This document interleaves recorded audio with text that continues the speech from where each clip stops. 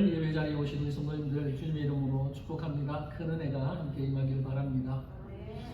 우리는 오늘부터 예수님의 그 비유 속에 나오는 천국, 곧 하나님 나라에 대해서 좀 본격적으로 좀 살펴보고자 합니다.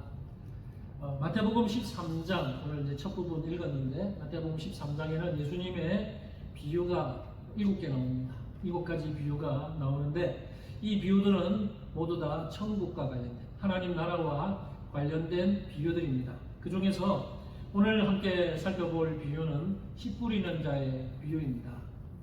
이 씨 뿌리는 자의 비유는 비유 중의 비유라고 불릴 만큼 예수님의 비유 중에서 굉장히 가치 있고 또 중요한 비중을 차지하고 있습니다. 신앙생활 오래 하신 분들은 이 비유를 이미 여러 번 들어보셨을 겁니다. 물론 성경 읽으면서 이 비유를 여러 번 읽어보셨을 텐데요. 우리가 이 비유를 살펴봄에 있어서 좀 기억해야 하고 좀 주목해야 되는 것이 뭐냐면, 앞서 말한 것처럼 이 비유는 천국에 대한 비유, 곧 하나님 나라에 대한 비유다라는 사실을 꼭 기억하면서 이 비유를 바라보셨으면 좋겠습니다. 그러니까 예수님께서 이 비유를 통해서 하나님 나라가 무엇이냐, 하나님 나라에 대해서 말씀하고 계시다는 거예요. 우리가 우선적으로 관심을 가져야 되는 것은, 그러니까 이 비유가 하나님 나라에 대해서 무엇을 말씀하고 있느냐에 좀 초점을 맞추면서 같이 보셨으면 좋겠습니다. 어떤 본문에서 실제적인 의미를 끄집어내기 위해서 좋은 방법 중에 하나가 뭐냐 하면, 전후 문맥가의 흐름 속에서 그 본문의 의미를 찾는 겁니다. 그러니까 딱 그 본문만 딱 보면서 그게 아니고, 앞에 흐름과 뒤에 흐름, 그 흐름 속에서 그 본문을 읽을 때 정확한 의미, 1차적인 의미를 우리가 끄집어낼 수 있습니다. 오늘 본문의 비유도 전후 문맥가의 흐름 속에서 보면 훨씬 더 이 본문에서 말하고자 하는 메시지를 선명하게 볼 수 있는데요. 이 비유는 공간복음에 다 수록이 되어 있습니다. 마태, 마가, 누가복음에 다 나오는데, 이 비유 전후에 공통적으로 나오는 하나의 이야기가 있습니다. 오늘 본문에도 그 앞부분에, 우리는 마태복음 13장 1절부터 읽었잖아요. 근데 마태복음 13장 앞에 12장 마지막 부분에 보면 어떤 내용이 나오냐면, 누군가 예수님께 와서 이렇게 말을 해요. 예수님, 지금 밖에 예수님 당신의 어머니와 당신의 동생들이 왔습니다. 찾아왔습니다. 그때 예수님이 뭐라고 대답하시느냐? 마태복음 12장 48절과 50절에 보면 예수님이 이렇게 대답을 하십니다. 누가 내 어머니이며 내 동생들이냐? 누구든지 하늘에 계신 내 아버지의 뜻대로 하는 자가 내 형제요 자매요 어머니이니라 하시나. 여러분, 지금 예수님 오늘 이 비유 바로 앞에 이 내용이 나오고 바로 13장으로 넘어와요. 그리고 13장을 시작하면서 씨 뿌리는 자의 비유가 시작이 됩니다. 자, 그렇게 보면 오늘 우리가 살펴보려고 하는 이 씨 뿌리는 자의 비유는 누가 진짜 예수님의 가족인가, 다르게 말하면 누가 진정한 하나님 나라의 가족인가에 대한 답변으로 제시된 것이라고 볼 수 있습니다. 그러니까 하나님 나라의 개념은요, 세상 나라의 개념과 다르다는 거예요. 지금 누군가 예수님 밖에 지금 당신의 어머니가 와 있고 동생들이 와 있습니다 할 때는 그 요셉과 마리아 사이에서 나온 그 육신의 형제들을 가리키겠죠. 그런데 예수님은 뭐라고 됩니까?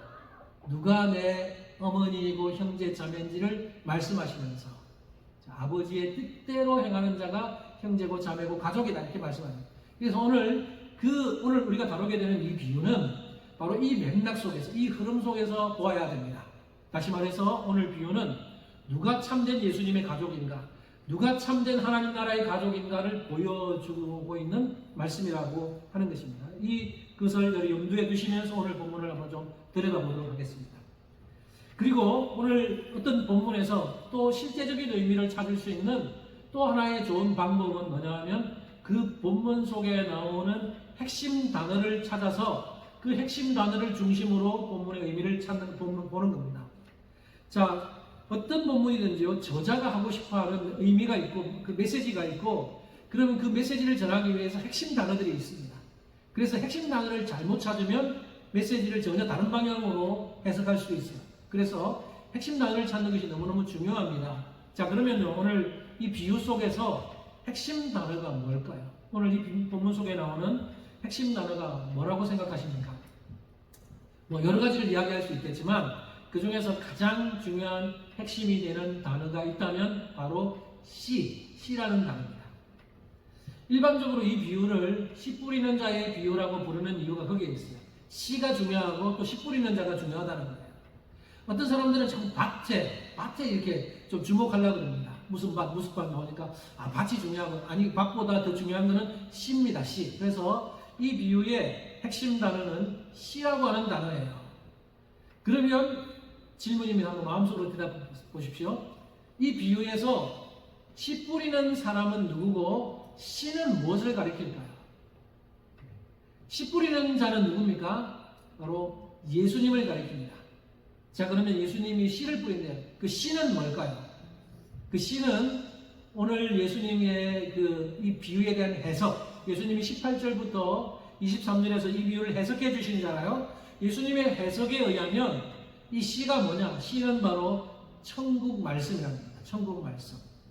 누가복음 8장에 보면 또 이 씨는 하나님의 말씀이다 이렇게 해석을 하고 있습니다. 자, 씨가 뭐라고요? 말씀, 하나님의 말씀, 천국 말씀입니다. 우리는 예수님의 이 해석 속에서 이제 해석을 좀 이따 살펴볼 텐데 예수님의 해석 속에서 한 가지 일관된 관점을 우리는 발견할 수 있습니다. 그게 뭐냐면 예수님은 네 가지 밭을 이야기하는데 그 네 가지 밭을 평가할 때 어떻게 평가하시냐면 이 씨, 그러니까 하나님의 말씀, 천국 말씀이 떨어졌을 때 반응에 어떻게 반응하느냐, 그 반응과 관련해서 이 밭을 풀어가고 있다는 겁니다. 네 가지 밭이 어떤지는 그 밭에 떨어진 씨에 의해서, 그 씨가 어떻게 드러나느냐, 곧 하나님의 말씀이 그 밭에서 어떻게 드러나느냐에 따라서 결정된다는 것입니다. 그러므로 여러분, 우리가 이 비유를 볼 때 좀 더 관심을 가져야 되는 건 뭐냐면 네 가지 밭이 아니고, 밭 자체가 아니고 그 밭에 떨어진 씨에 좀 더 초점을 두면서 전체적인 메시지를 함께 살펴봐야 할 것입니다. 자, 그러면 예수님의 비유의 이 해석을 한번 봅시다. 예수님은 이 비유를 해석하시면서 씨가 떨어진 밭을 네 종류의 그 사람으로 묘사를 하고 있습니다. 즉, 이 네 종류의 밭은 씨가 떨어졌을 때의 반응, 하나님의 말씀인 천국 복음이 떨어졌을 때에 그 하나님의 말씀을 들은 사람들의 네 가지 반응을 중심으로 보여주고 있습니다. 그러니까 이것은 이 네 가지 밭은 네 가지 마음 상태를 보여준다고 할 수 있습니다. 자, 그러면 하나씩 보겠습니다. 첫 번째는 길가와 같은 마음이에요. 자, 19절 부분 한번 봅시다. 19절 예수님의 해석입니다. 이렇게 말씀합니다. 아무나 천국 말씀을 듣고 깨닫지 못할 때는 악한 자가 와서 그 마음에 뿌려진 것을 빼앗나니 이는 곧 길가에 뿌려진 자요. 여러분, 길가와 같은 마음을 가진 사람은 어떤 사람입니까? 한마디로 말하면 천국 말씀을 듣고 깨닫지 못하는 사람입니다. 여러분, 길가가 어때요? 길가는 예수님 당시에는 우리처럼 시멘트나 아스팔트는 아니겠죠. 다 흙길이겠죠. 근데 길가의 특징이 뭐예요? 사람들이 자꾸 걸어 다니니까, 길가로 사람들이 막 오고 가잖아. 걸어가니까 길이 딱딱하게 굳어 있어요. 그러니까 그 길가에 씨가 떨어지면 딱딱하게 굳어 있기 때문에 씨가 땅속으로 들어갈 수가 없어요. 이런 마음을 가진 사람은 씨가 땅에 들어가지 못하는 것처럼 길가와 같은 마음을 가진 사람은 그 씨가 마음에 심겨져도 떨어져도 씨가 뭐라 그랬어요? 천국 말씀, 하나님의 말씀. 이 하나님의 말씀이 마음에 떨어졌는데 마음이 딱딱해서 그 말씀이 전혀 마음속으로 들어가지 못하는 사람이 바로 길가와 같은 마음을 가진 사람이에요. 하나님의 말씀을 들어도 튕겨나가버리는 사람, 전혀 깨닫지 못하고 그런 말씀을 받아들이지 않는 사람이 바로 여기 길가와 같은 마음을 가진 사람입니다. 19절 중간절에 보면 길가의 마음을 가진 사람들이 천국 복음, 하나님의 말씀을 받아들이지 못하는 원인에 대해서 이렇게 말해요. 악한 자가 와서 그 마음에 뿌려진 것을 빼앗기 때문이다. 악한 자가 와서 그 마음에 뿌려진 천국 말씀을 빼앗아가 버리기 때문이라고 말합니다. 자, 여러분 질문입니다. 악한 자가 누굴까요? 여기 말하는 악한 자는 누구예요? 병행 본문인 누가복음 8장 12절에 보면 악한 자의 정체가 나옵니다. 우리 같이 한번 읽어볼까요? 8장 12절 시작. 라는 것은 말씀을 들은다니 이에 마귀가 가서 그들이 믿어 구원을 얻지 못하게 하려고 말씀을 그 마음에서 자, 여기 보면 악한 자의 정체가 나와요. 바로 마귀라고 말합니다. 마귀가 그 하나님의 말씀을 깨닫지 못하고 듣지 못하도록 뺏어요. 그래서 길가와 같은 마음을 가진 사람들은 전혀 하나님의 말씀을 받아들일 수가 없어요. 여러분, 교회 안에, 우리 교회 말고 일반적으로 교회 안에 길가와 같은 마음을 가진 사람들이 있을까요? 없을까요? 있습니다. 들어와 있을 수 있어요. 교회 안에도 여전히 얼마든지 길가와 같은 마음을 가진 사람들이 들어와서 앉아서 예배 드릴 수 있습니다. 그러나 그들이 예배 드리는 목적은 하나님의 말씀을 듣기 위한 목적이 아니에요. 뭔가 자기 유익을 위한 목적으로 와 있는 거예요.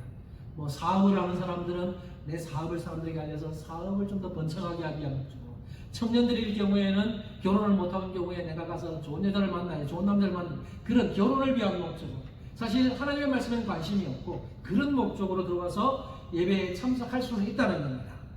근데 어쨌든 이런 사람들은 마음이 길가와 같이 딱딱하게 굳어 있기 때문에 하나님의 말씀을 선포해도, 예배에 아무리 참석하고 하나님의 말씀을 선포해도 진리의 말씀이 들어올 수가 없어요. 마음이 굳어 있기 때문에 말씀을 받아들이지 못하는 겁니다. 깨달을 수가 없는 것이죠.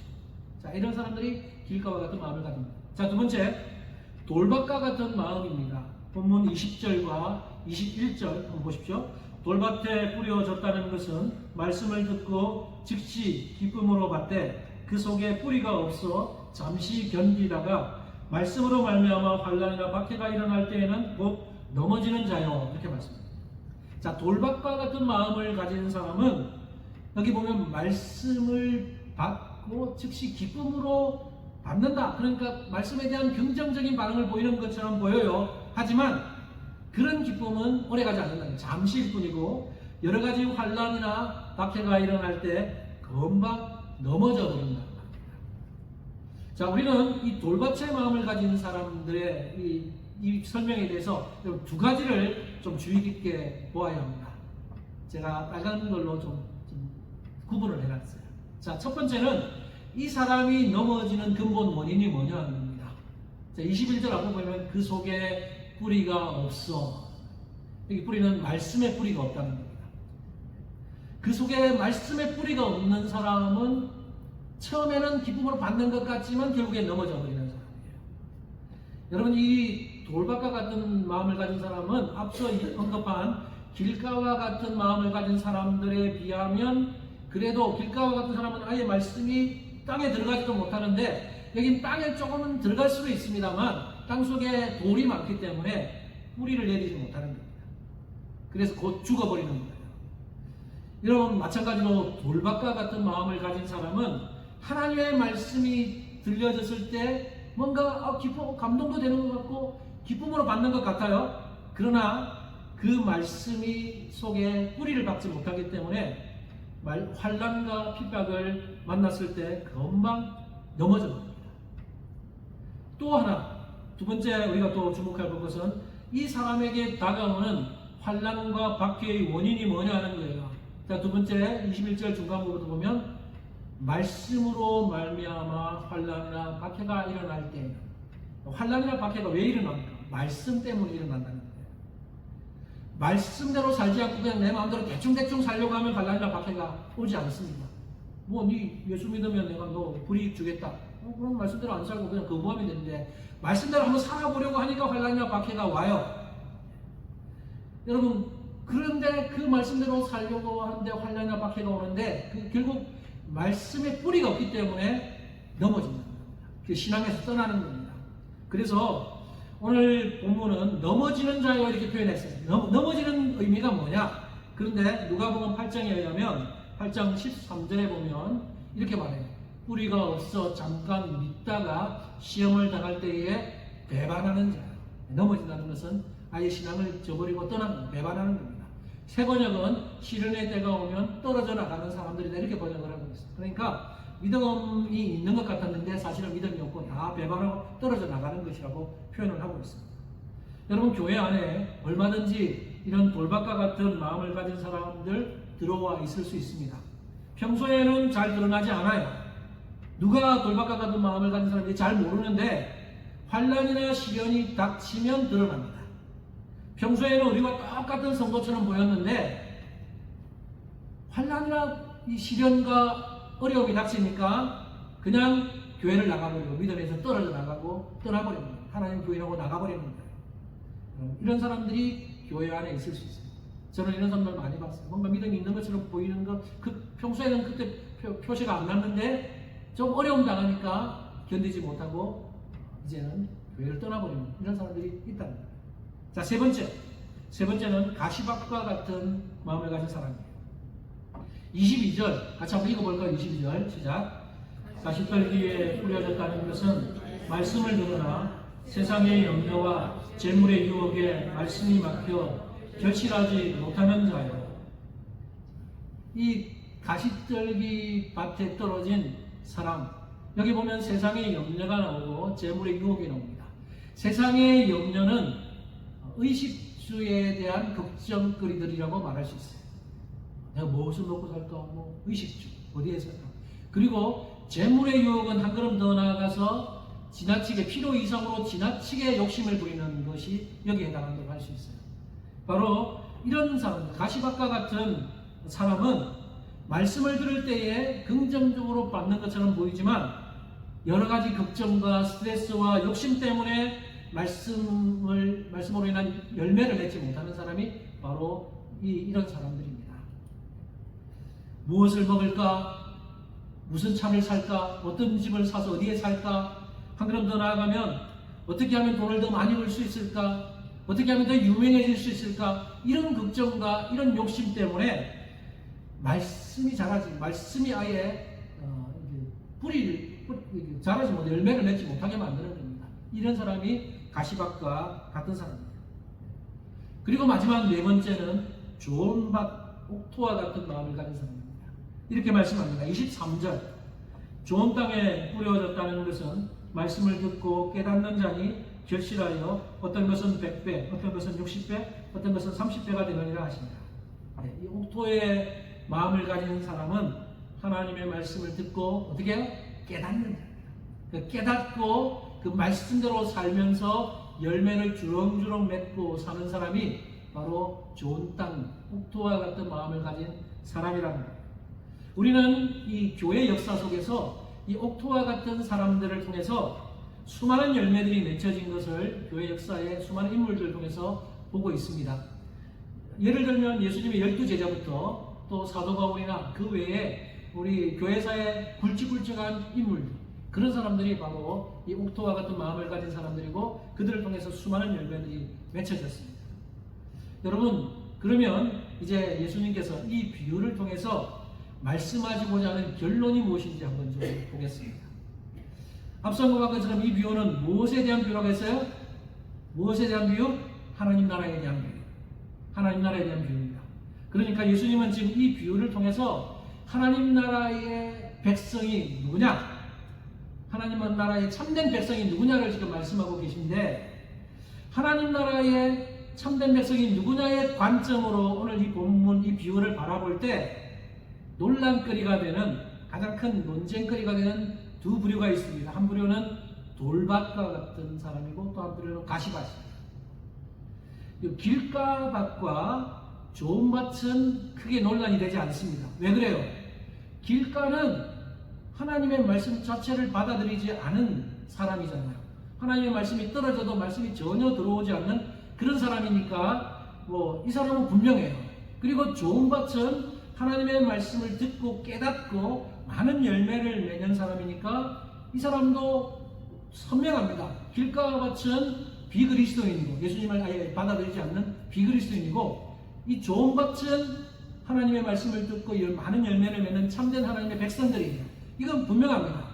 그러니까 이걸 하나님 나라의 관점으로 보면, 이 비유가 하나님 나라에 대한 비유니까 하나님 나라의 관점으로 보면 길가 밭과 같은 사람은 하나님 나라 안에 들어오지 못한 하나님 나라 밖에 있는 사람들, 그리고 좋은 밭과 같은 사람은 하나님 나라 안에 들어와서 열매 맺고 사는 그런 신실한 성도들, 이게 좋은 밭과 같은 사람들이죠. 자, 그런데 문제는 중간에 있는 두 그룹인 돌밭과 가시밭과 같은 사람들은 어디에 속하느냐 하는 겁니다. 어떤 사람들은 이 두 그룹을 하나님 나라 안에 들어와 있는 사람들로 그래도 봐줘야 되지 않느냐라고 말합니다. 이 두 그룹을 향해서 성숙된 그리스도인들은 아닐지라도 그래도 하나님 나라 안에 들어와 있지만 다소 헌신도가 낮은 사람들일 것이다 라고 이해하는 거예요. 그렇게 말하는 이유가 뭐냐면, 예수님께서 이 두 그룹을 해석하시면서 돌밭과 같은 사람은 천국 말씀을 기쁨으로 처음에 받았다 이렇게 말하니까, 이 사람은 그래도 예수님을 최소한 영접한 사람일 거다라고 보는 거죠. 그 다음에 가시밭에 대해서도 세상의 염려와 그 재물의 유혹 때문에 열매를 맺지 못하기는 하지만 그래도 말씀 자체를 거부했던 말은 나오지 않기 때문에 이 사람도 최소한 하나님 나라의 백성으로 봐줘야 된다라고 보는 겁니다. 그러나 여러분, 우리가 이 두 그룹이 어디에 속하느냐라고 하는 것을 정확하게 보려면 예수님이 비유를 통해서, 다른 비유도 마찬가지고 비유를 통해서 말씀하시고자 하는 것이 정확하게 뭔지를 좀 봐야 돼요. 예수님이 이 비유를 통해서 대조적으로 보여주고 싶은 게 있어요. 대조적으로 보여주고자 하는 것이 무엇인지를 여러분 보셔야 합니다. 물론 이 비유뿐만 아니라 다른 비유도 마찬가지예요. 예수님의 여러 비유들을 보면 그 비유 속에 두 명의 인물이나 또는 두 가지 에피소드가 나오는 그 이상의 인물이나 이야기들이 나오는 게 많아요. 예를 들면 나중에 이제 때가 되면 한번 보겠지만, 달란트 비유, 여러분 너무나 잘 아시는 달란트 비유 알죠? 주인이 먼 나라로 떠나면서 종들에게 달란트를 맡기고 갔어요. 한 종에게는 5달란트를, 한 종에게는 2달란트를, 한 종에게는 1달란트를 맡기고 떠납니다. 자, 그래서 나중에 결산을 하죠. 결산했는데 5달란트와 2달란트 받은 사람은 칭찬을 받아요. 착하고 충성된 종아. 그러나 1달란트 받은 종은 책망을 받아요. 악하고 게으른 종아. 여러분, 이 달란트 비유에서 이런 5달란트 받은 사람, 2달란트 받은 사람, 1달란트 받은 사람을 소개하지만, 이 비유를 통해서 예수님이 말씀하시고자 하는 것은 두 그룹을 대조시키기 위해요. 한 그룹은 주인의 사명을 충실하게 충성한 부류, 하나는 충성하지 않은 부류를 보여주고자 하는 겁니다. 그러니까 이 두 비유를 보면서 충성한 부류 중에 5달란트 받은 사람과 2달란트 받은 사람이 누가 더 잘나느냐, 이걸 비교하는 것은 의미가 없어요. 이 비유는 충성하느냐 충성하지 못하느냐를 대조적으로 보여주는 비유예요. 하나만 더 예를 들어볼게요. 선한 사마리아인의 비유 아시죠? 이것도 나중에 때가 되면 또 한번 다루겠습니다.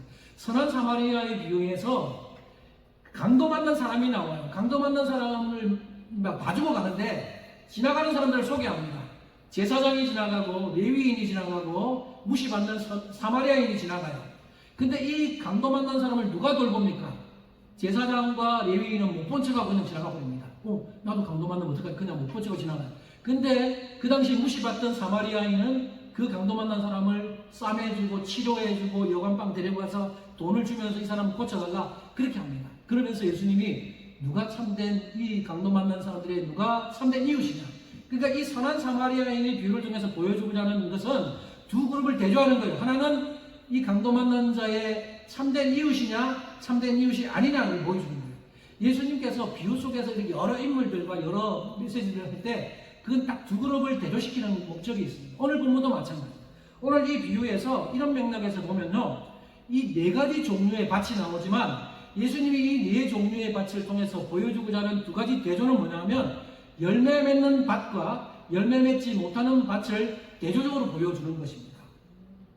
그렇게 보면 돌밭과 가시밭이 좀 약간의 가능성이 있는 것처럼 좀 긍정적인 것처럼 비치기는 하지만 결국에는 돌밭과 가시밭은 열매 맺지 못하는 밭이라는 거예요.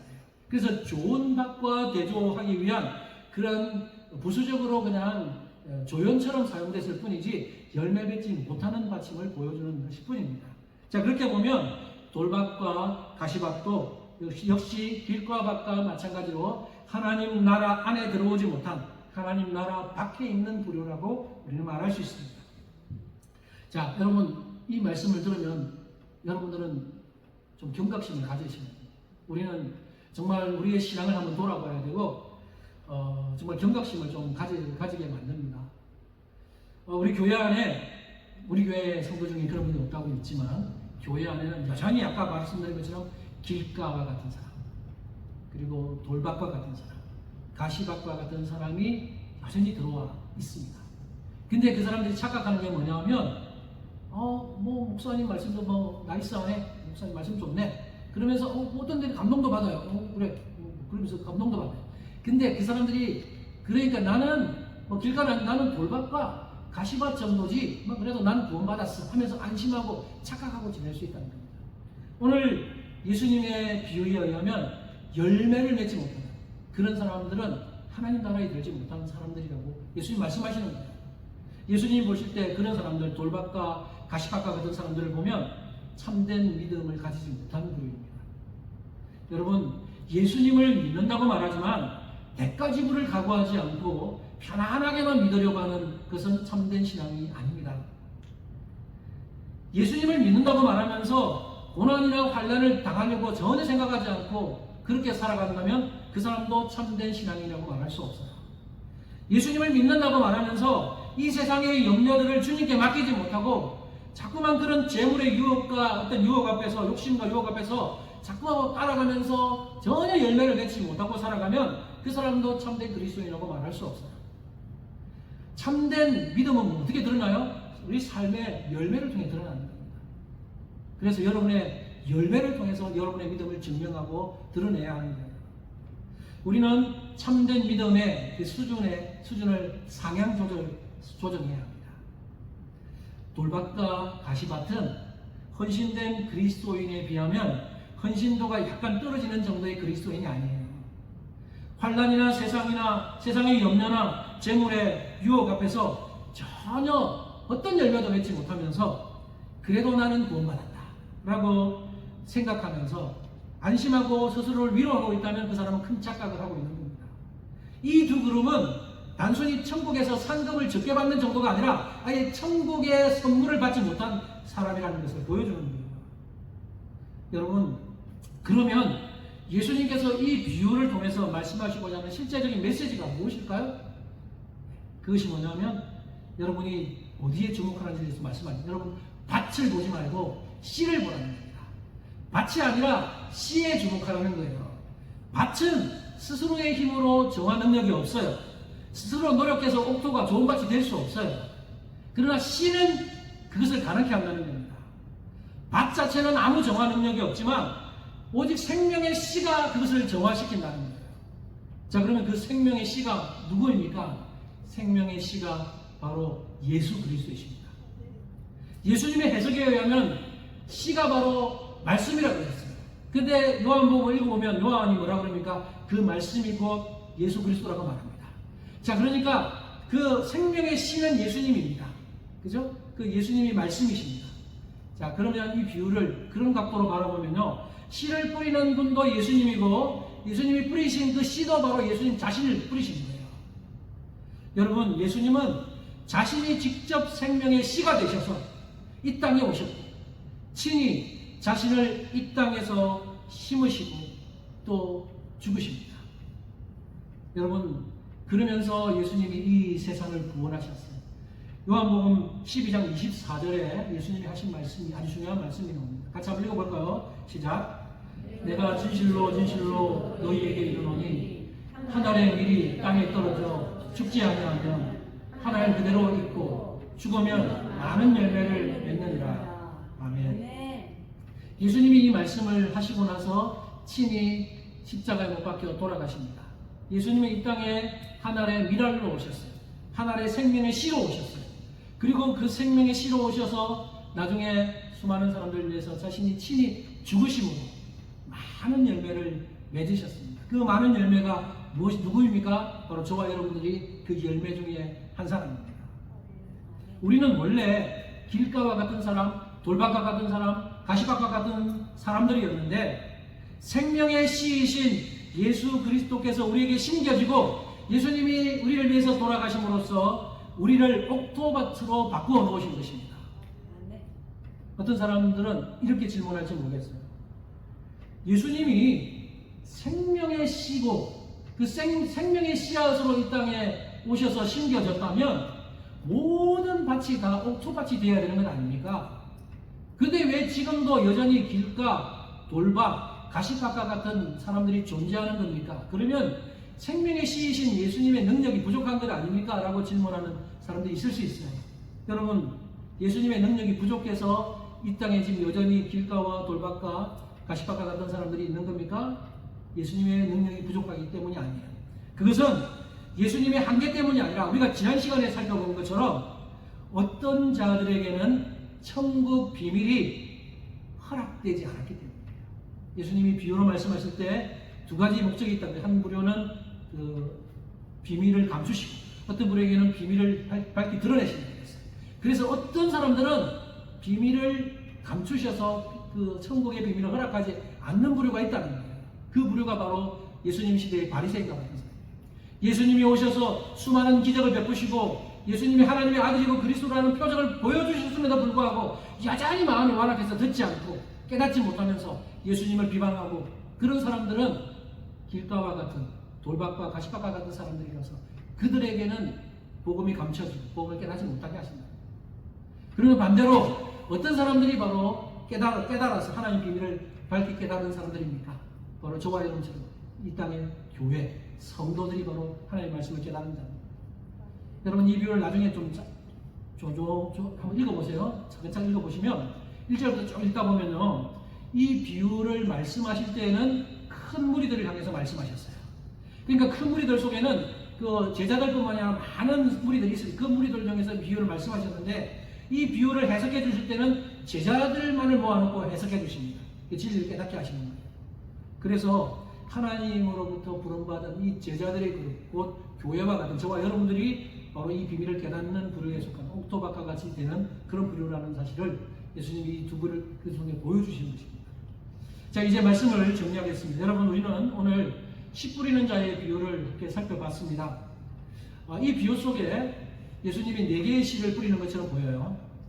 4개의 씨를 뿌리는데 열매는 하나밖에 못 맺고 3개는 열매를 맺지 못하는 것처럼 보입니다. 그래서 어떤 사람들은 이 씨앗이 낭비되는 것처럼 여겨질 수 있습니다.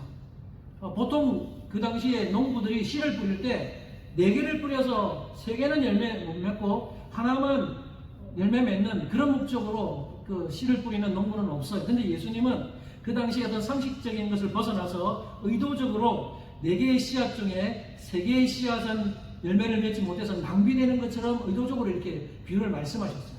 그렇게 왜 말씀하셨냐면 하나님 나라의 특징을 말씀하게 됐어요. 하나님 나라는 어떤 것과 같냐면요. 계속해서 지금 하나님 나라의 복음이 선포되고 씨가 뿌려지고 있어요. 지금도 여전히. 옛날도 그랬고 지금도 그렇고 앞으로도 그렇고 하나님의 예수님 다시 오실 때까지 하나님 천국 복음의 말씀은 계속 뿌려질 겁니다. 근데 천국 복음이 이렇게 말씀이 선포될 때 많은 사람들 중에 더 많은 사람들, 어떤 사람은 길가와 같이 말씀을 아예 배척합니다. 어떤 사람들은 말씀을 듣는 것처럼 잠시 감동도 받는 것처럼 하지만 환난과 박해가 오면 저버리고 떠나가 버립니다. 어떤 사람들은 재물의 욕심이나 이런 것 때문에 열매 맺지 못합니다. 이런 말씀이 떨어지는 거예요. 말씀이 이 땅에 뿌려지고 그렇지만 더 많은 사람들은 배척하고 있는 이것을 보여주기 위한 의도로서 이렇게 의도적으로 낭비된 씨앗이 있는 것처럼 예수님이 말씀하신 거예요. 그러나 하나의 씨앗만 열매 맺는다고 해서 절대로 하나님 나라가 망하거나 없어지지 않는다는 겁니다. 왜 그래요? 오늘 본문에 말하는 것처럼 하나의 씨가 열매를 맺는데 열매 하나만 맺는 것이 아니라 그 하나의 씨가 열매를 맺으면 100배, 60배, 30배의 열매를 맺기 때문입니다. 여러분 실제로 역사 속에서요. 복음의 씨앗이 베드로에게 심겨졌어요. 베드로 한 사람에게 복음의 씨앗이 심겨졌는데 베드로 자신만 예수 믿고 자기만 천국 간 것이 아니라 베드로 한 사람이 열매를 맺으니까 베드로가 설교하면 사도행전 보면 3,000명, 5,000명이 예수님을 믿는 놀라운 기적이 일어납니다. 역사가 일어납니다. 복음의 씨앗이 바울이라고 하는 사람의 가슴에 심겨졌어요. 근데 바울이 처음에는 길가와 같은 사람이라서 예수님 복음을 거부했지만 바울이 나중에 예수님을 진정으로 만나고 좋은 밭이 되니까 바울이 열매를 맺기 시작하는데 수많은 이방인들에게 복음을 전하면서 놀랍게 이방인들을 구원하는 그런 놀라운 은혜가 있게 되는 겁니다. 한 사람이 그 복음의 씨앗을 받아서 그 사람이 복음을 듣고 진정으로 열매를 맺으면 하나의 열매뿐만 아니라 수없이 많은 열매들을 맺혀지는 것이 하나님 나라의 특징이라는 것입니다. 여러분들은 하나님 나라의 백성 맞습니까? 저는 여러분들이 다 하나님 나라의 백성이라고 믿습니다. 오늘 본문에서 그 돌밭이나 가시밭은요, 앞서 이야기한 것처럼 믿음을 배신하고 떠난 사람, 열매를 전혀 맺지는 못하는 사람. 우리는 좋은 밭이면 좋겠어요. 좋은 밭처럼 30배, 60배, 100배 열매를 맺는 그런 풍성한 열매를 맺고 살면 참 좋겠지만 어떤 사람들은 30배를 맺고 어떤 사람들은 100배를 맺고 어떤 사람들은 한 2배를 맺고 그럴 수 있어요. 그러나 열매를 맺고 살아간다면 저와 여러분들은 하나님 나라의 백성인 겁니다. 전혀 열매를 맺지 못하는 것은 의심의 거예요. 그래서 우리 교회에는 그런 분이 없지만 어떤 교회는요, 자기는 교회 다닌다고 열심히 교회 다녀요. 그리고 막 예수 믿는다고 말해요. 근데 삶을 보면 전혀 믿음에 열매들이 하나도 안 드러나는 사람이 있어요. 그런 사람들은 예수님이 말씀에 비춰보면 참된 하나님의 백성이라고 보기 어렵습니다. 그러나 여러분들 우리는 굴곡이 있잖아요. 그래서 넘어졌다 쓰러졌다 이렇게 하고 또 시험에 들기도 하고 하지만 그래도 우리는 또 하나님 앞에서 열매들을 맺고 살아갑니다. 저는 여러분들이 오늘 이 말씀을 좀 기억하시면서 우리가 하나님 나라의 백성으로서 이제는 어떤 삶 속에서도 흔들리지 말고 정말 하나님 나라의 백성으로서 열매 맺는 그런 삶들을 살아갔으면 좋겠고, 저와 여러분을 통해서 주변에 있는 많은 사람들에게 또 복음이 흘러가고 그 사람들이 예수님을 믿고 또 좋은 밭으로 변하게 하고, 그러나 내가 변화시키는 것이 아니라 예수 그리스도의 복음의 씨앗이 그들의 밭을 옥토로 바꾸는 것입니다.